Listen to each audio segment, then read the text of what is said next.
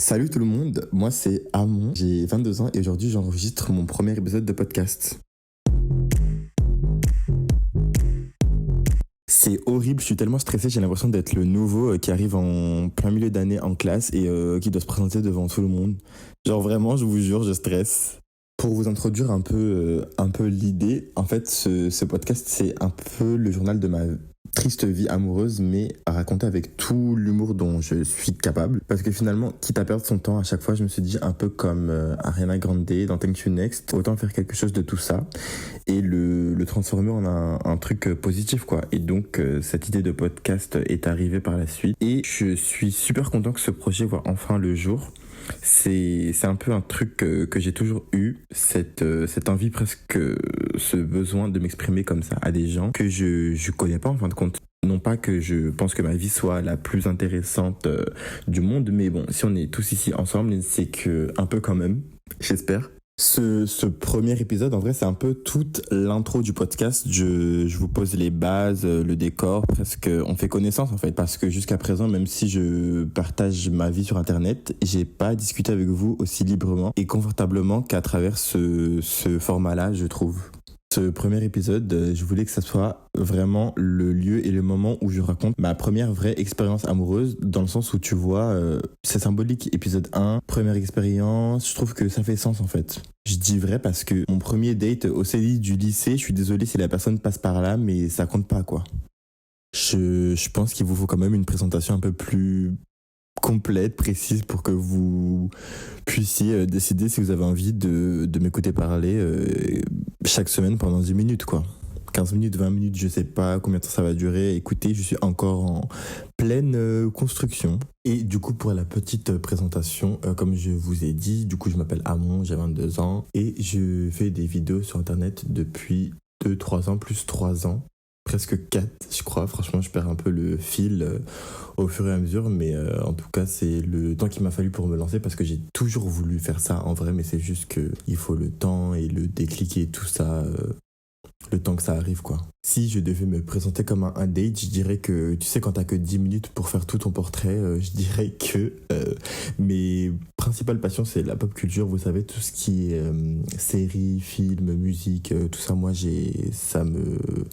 j'aime beaucoup tout ça. La mode aussi, je dirais, franchement, mode et pop culture, c'est vrai que c'est mes deux passions. Après, vraiment, évidemment, tout ce qui est photo, vidéo, création de contenu et tout ça aussi, vraiment. Mais c'est tout ça, en fait, c'est vraiment les choses que j'aime. Depuis que je suis petit, en plus, genre vraiment, c'est pas des passions qui sont sorties de mon chapeau, histoire de, c'est vraiment depuis que j'ai genre 6-7 ans, quoi.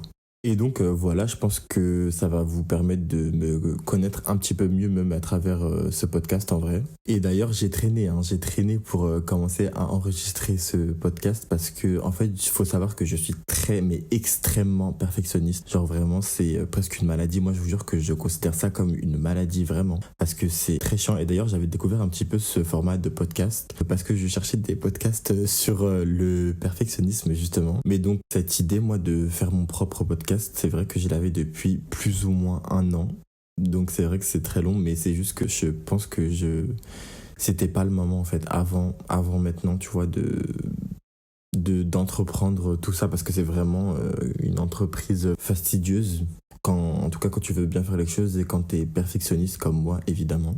L'intro était un peu plus longue que ce que j'avais prévu, mais c'est vrai que en fait, quand tu commences à parler, tu lis même plus ce que tu as écrit forcément, et la suite me vient plus naturellement. Juste avant de commencer, j'aimerais faire un petit disclaimer, c'est-à-dire que à l'époque de cette relation, moi j'avais 16 ans et cette personne, elle était quand même plus âgée. Je préfère pas dire l'âge non plus. C'était pas un truc de ouf, mais juste pour éviter les polémiques, etc. Mais je vous encourage quand même à faire attention aux différences d'âge dans une relation lorsque vous êtes plus jeune. À chaque début d'histoire également, je vous préciserai le nom d'emprunt que j'ai décidé d'attribuer à chaque protagoniste de chaque histoire.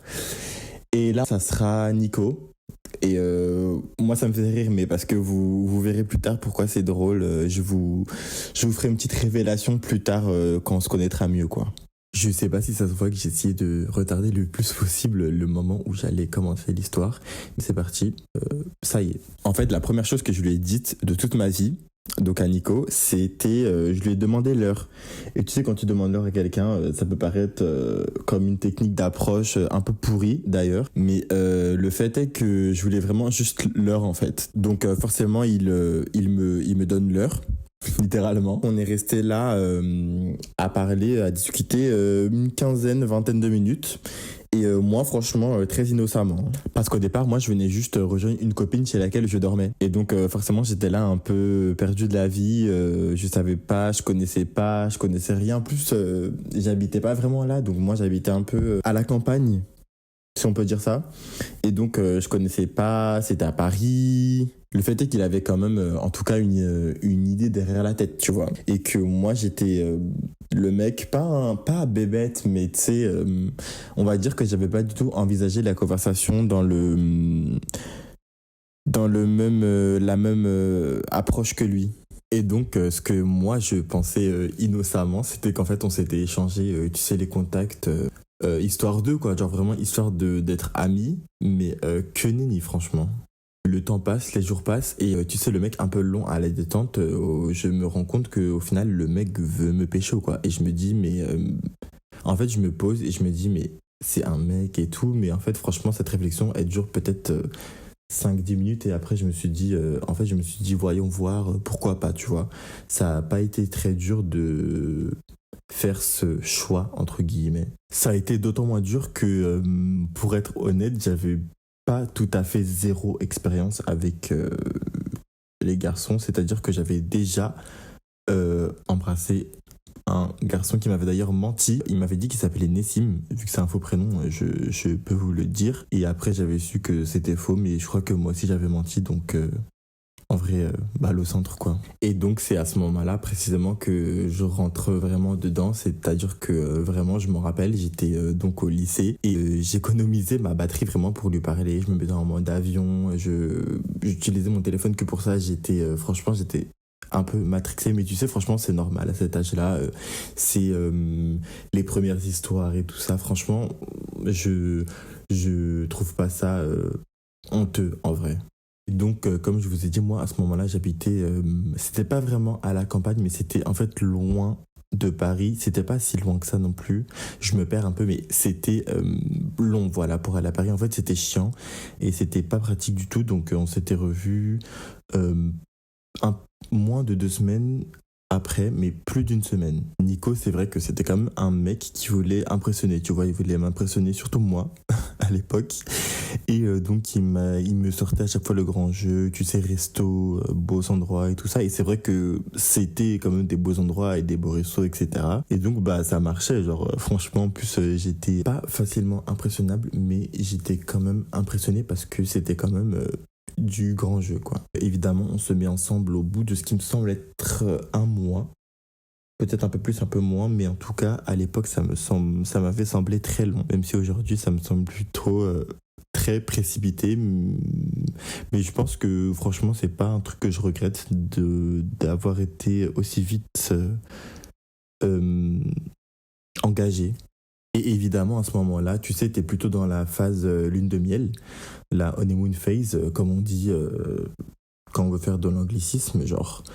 Mais c'est la période un peu où tout va bien, où tout est rose, tout est beau. Tu vois ce qui va pas du coin de l'œil, mais tu sais, tu regardes pas, tu traces ta route. Au total, on est resté ensemble 9 mois quand même, hein. Quand même, sur cette période de 9 mois-là, même si vous verrez que l'histoire ne s'arrête pas à la fin de ces 9 mois, il y a eu vraiment que ces 2 premiers mois et demi de lune de miel, comme je vous ai dit, dans le sens où c'était plus en fait des hauts et bas. Genre vraiment, c'était en dents de scie. En fait, c'est qu'un jour ça allait, et après pendant une semaine ça allait pas, et après ça re-allait. Et en fait, c'était ça constamment, et c'est encore plus épuisant, je pense, que dans le cas où ça va simplement pas. Attention, je lui remets pas toute la faute dessus, même si c'était quand même une grande partie de son de son initiative, c'était qu'il était très manipulateur comme garçon, et surtout que j'étais très manipulable aussi, surtout, je pense que c'est ça. Au final, même si je déteste ce mot, parce que maintenant les gens l'utilisent trop à tort et à travers, c'était vraiment une relation quand même toxique. Genre vraiment, là, c'est vraiment le cas de le dire. Mais je vous ai dit, maintenant, les gens, ils ont trop banalisé l'emploi de ce mot, genre. Après, encore une fois, en fait, j'ai l'impression de m'excuser constamment, mais il n'y a pas eu que du mauvais. Mais c'est juste que c'est ce qui est le plus important à raconter, je trouve, parce que le beau, on a compris, c'était bien et tout machin, mais on va pas rester dessus 1000 ans. Ce qu'il faut raconter, c'est pourquoi ça a fini par s'arrêter, quoi. Voilà. Ce qu'il faut que vous sachiez, c'est que pendant un mois, ou peut-être 3 semaines, ou au moins 15 jours, on s'est pas parlé du tout. C'est-à-dire que vraiment, c'était nos contacts et on était toujours ensemble. Mais c'est juste qu'on avait eu une très très grosse embrouille. Et donc, pendant, on va dire, 15 jours, on se parle pas. Donc voilà, on se parle pas. Et après, évidemment, on se reparle. Et donc, c'était reparti un peu comme avant. Ça allait un peu mieux. Enfin, moi, j'avais l'impression que ça allait un peu mieux, mais pas du tout, quoi. Après cette pause, on va dire, même si c'était pas une pause en vrai, ça n'a jamais été une pause, mais ça allait mieux. On était quasiment de retour dans cette lune de miel dont je vous avais parlé. C'était presque le retour en fait. Que tu partes d'une lune de miel, parce qu'à ce moment-là, je ne le savais pas, mais pendant ce laps de temps, il m'avait donc trompé. Ouais, parce que ça, c'était sûr que ça allait arriver. Franchement, je pense que vous le voyez venir. Je sais pas, en fait, j'ai l'impression que c'est un passage obligé dans la vie, quoi. Franchement, c'est un peu triste, mais c'est vrai que je l'ai su. Donc, le 9e mois, enfin, le jour là où ces fameux 9 mois se terminent, parce que clairement, c'est à cause de ça, en fait, il me l'a dit, et donc, moi, c'était pas possible, quoi. C'est vrai que j'ai toujours un peu honte de raconter ça et de dire ça, je sais pas pourquoi, alors que je suis bien le dernier qui devrait avoir honte, mais je sais pas, j'ai l'impression que, à l'époque, en tout cas, j'avais l'impression que c'était un peu la honte pour moi, en fait. Même si maintenant, ça fait 6 ans, quasiment plus de 6 ans, franchement, j'en perds même le compte. Mais à l'époque, franchement, j'ai été très atteint. Enfin, c'est normal, tu vois, mais j'étais vraiment... Je pense que c'était le jour où j'étais le plus triste de toute ma vie. Genre, vraiment, c'était très intense. En vrai, si l'histoire s'arrêtait après ce chagrin, cette peine, ça aurait été une histoire presque, avec le temps, presque sympa à raconter, tu vois. Ça aurait été une histoire plutôt classique, normale, première expérience qui a été un peu chaotique, mais sauf que il s'avère que non, l'histoire continue, évidemment, pendant bien, 5 ans. Et j'espère que vous étiez assis parce que franchement, vous avez dû avoir quand même un choc, mais 5 ans. 5 ans de on se parle pas, on s'embrouille, on se réconcilie, on se voit plus, on se bloque, on se machin, on fait des faux comptes, enfin lui il fait des faux comptes. Et voilà quoi, franchement pendant 5 ans c'était ça. Et par contre on s'est jamais remis ensemble, et ça j'ai toujours tenu à le souligner, même si c'est un peu ridicule de ma part parce que c'était tout comme en fait. Donc je sais pas à qui essaye de la faire finalement. Franchement, je vous jure que l'histoire des faux comptes là, c'était terrible. Parce que, en fait, dès que je suivais quelqu'un, dès que j'avais un nouvel abonnement, la personne recevait automatiquement un message de Nico avec son faux compte là. Alors que des fois, c'était mes amis de l'école ou c'était des gens rien à voir. Donc, c'était franchement la honte quoi. Ça, c'était durant les 2 premières années après les 9 mois. Donc voilà, faut suivre. Et après, c'est vrai qu'il y a eu toute cette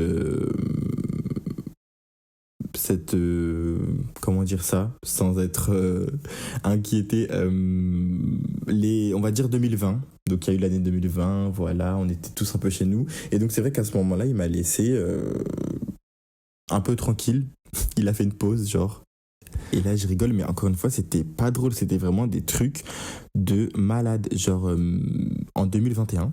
Donc, c'était vraiment, des années après, genre, vraiment. Et j'étais en boîte en 2021, donc, je vous dis, avec un autre garçon. Et il avait su, même s'il y avait rien, genre, à ce moment-là, j'étais libre. J'ai toujours été libre, d'ailleurs. Et donc, il le sait, il s'était ramené à cette soirée-là avec son ex-copain à lui pour tout simplement pour foutre la merde et pour m'embrouiller. Il voulait frapper le mec et tout, alors que pourquoi en fait, enfin.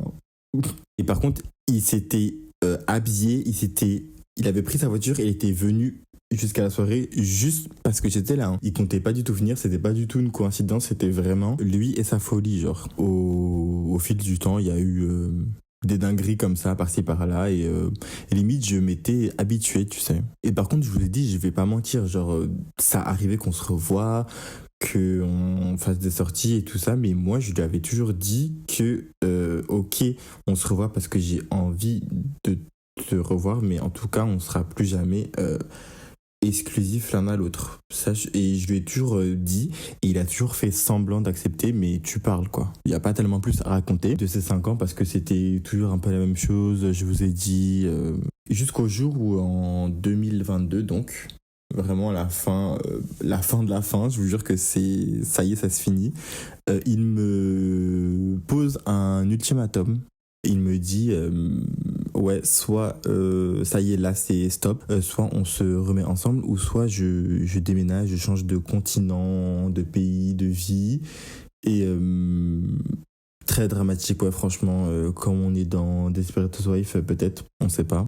Moi-même, j'avais même pas réfléchi, mais ça a fait tilt après, en fait, que un appart, ça se vend pas en 2 semaines, parce que oui, il est parti 2 semaines après, donc un appart, ça se vend pas en 2 semaines, un visa, ça s'obtient pas en 2 semaines, donc il avait déjà bien préparé il savait qu'il allait déménager dans tous les cas, tu vois, il voulait juste me faire culpabiliser de son départ, alors que franchement c'était plutôt bon vent. Limite j'allais l'accompagner à l'aéroport, le mettre dans l'avion, mettre ses valises dans la soute pourvu que tu te barres. Franchement, c'est à se demander si la folie des hommes a une limite, et je pense qu'elle n'en connaît pas. Et donc aujourd'hui ça va faire quasi 2 ans qu'il a déménagé. Ouais, déjà. J'ai essayé de faire une liste de ce que j'avais appris de positif dans cette relation, et en fait la liste est tellement vide parce qu'à part être parano, fou, aigri, stressé, voilà, franchement c'est à peu près tout ce que j'ai pu récolter. Sinon en vrai j'ai pu aussi choper quelques bonnes adresses de resto, donc au pire je vous partagerai ça, ça sera au moins ça de gagner. Je vous ferai un épisode hors série carrément sur le guide des best dates parisiens, genre. Franchement, c'est passé super vite. Ouais, l'épisode est déjà fini, mais autant vous dire que franchement, au début j'étais stressé, mais après c'est venu tout seul.